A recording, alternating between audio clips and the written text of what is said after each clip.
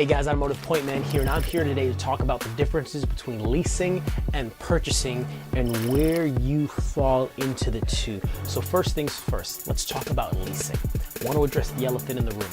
What I found in my career selling in the automotive industry cars to amazing people like you guys every day is a lot of people think they know what leasing is and or have no idea what leasing is. So here's the thing. Here's what leasing isn't. You're not actually buying a vehicle. What you're doing is you're buying a payment. That's what leasing is. So the idea in a perfect world, perfect society, and in a perfect deal, you want the payment as low as possible. Now, a lot of people come in thinking, well, if I can have it $250, $300 max, even that's pushing it, I'm in a good place. Yes and no. Depends on the vehicle. Because keep in mind as well, outside of dealer cash incentives, rebates, cash back for things like that, which we'll go into detail at another point. Basically, what you want to know when it comes to leasing is number one, you get what you pay for. So if you want features like leather, heated seats, backup camera, navigation, understand that there's a price to be paid for those, whether it's a lease or a purchase, in this case specifically a lease. Now, outside of promotions that maybe a manufacturer is advertising on the radio or TV, there is an exception. But the general rule here for us right now is this.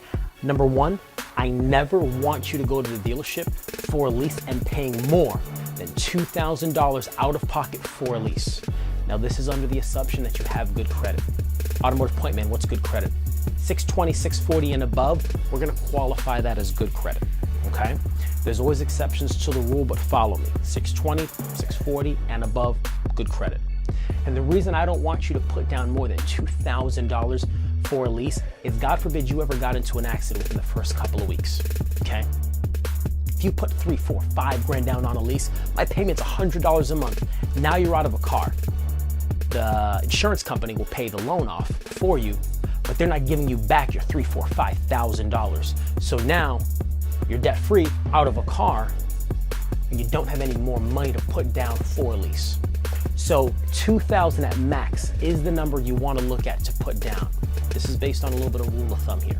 Now, keep in mind too, depending on how good your credit is, depending on the manufacturer promotion, sometimes first payment is all you need to sign and drive at a reasonable monthly payment. So keep that in mind.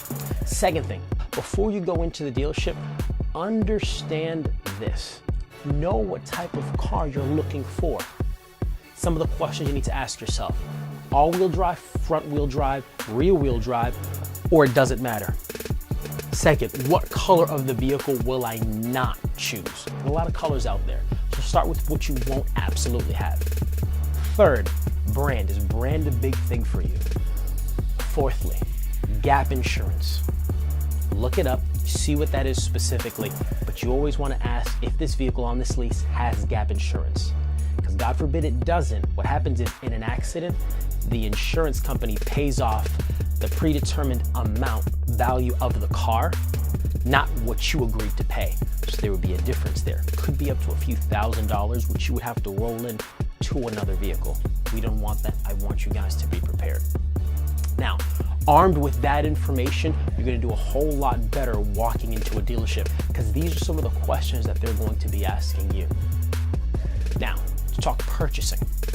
With purchasing, there's a couple of things you want to look at.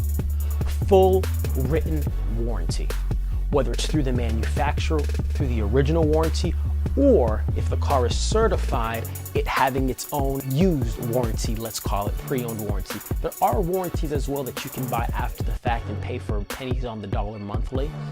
That all depends on your budget. But a lot of those warranties from credible dealerships are good, and I always recommend that. So it's important as well to do your research that way. Now, walking into a dealership, you're looking for a pre-owned vehicle, predetermine in your mind the max amount of mileage you would take on a vehicle. What's your limit? I'm looking for a car between 30 and 50,000 miles. Or you know what? I can take a car that's 80, 90, even 100,000 miles because the price is in my budget, but I want Carfax and I want a full written warranty. use those tools, arm yourself with that. A dealer can appreciate that, because at the end of the day, what they're looking to do is put together a deal. When I'm at work every day and I'm working with customers all the time, these are a lot of the things that I'm educating them on. And I'm going through this process with them to ask them these type of questions. And a lot of you guys hadn't thought about this, or maybe you had this knowledge from before, but you forget about it when you walk into my office. So what I want you guys to do is, it's okay to come in with a notepad, with a game plan of what you're looking for, where you're looking to compromise, and where you're not looking to compromise. It's also important to know where your credit is. There's a couple of companies out there that allow you to check it for free, kind of give you a rough draft overview of it. I think knowing something is better than not knowing anything. That way you can never be played, for lack of a better term. Your interest rate.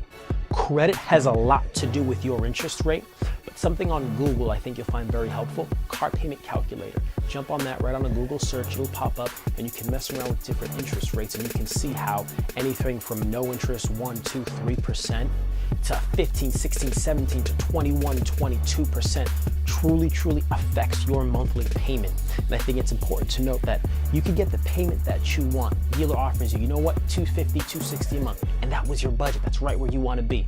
Then the bank buys the loan, and you get hit with an interest rate of 15, 16, 17%. Now, your monthly payment just jumped. So it's important to note too, that when you're in the process of, for lack of a better term, negotiating your payment, negotiating the price of the vehicle, and what you're willing to pay, understand that interest rate plays a big part in the deal, and you need to let them know that. Now, a lot of you guys at home feel, you know what, I can shop at my credit union, I can shop around at banks, get a pre-approved amount, then go to the dealership. Absolutely you can. A lot of you may be thinking, I'm just gonna pay cash for a vehicle. Let me tell you this, you have more of negotiating buying power when you finance through the dealership, because they're making money on the back end versus the front end, which I won't go into detail, but here's the thing you can mention. Hey guys, I'll finance from you, no problem. You guys can make a little bit of money on the interest rate, but the interest rate needs to be extremely low. Here's the one in between what I'm looking for, and let them know that. Be realistic based on your credit score, what you can get. And if they're willing to play ball, great job. If they're not, understand, then you can shop around. Because you can remind them and let them know, hey guys, wouldn't you rather make some money versus no money? Don't be afraid to get up and take a walk. If the dealer isn't willing to compromise with you at all for what you're looking to do, or even remotely get into the same vicinity of the payment you want to be, that's fine. Let them know you think about it. Thank you for your time. I'm going to shop elsewhere. You'd be surprised how many dealerships would then magically make the numbers work for you. And you can do it in good faith, you can do it politely, and you can do it with people skills.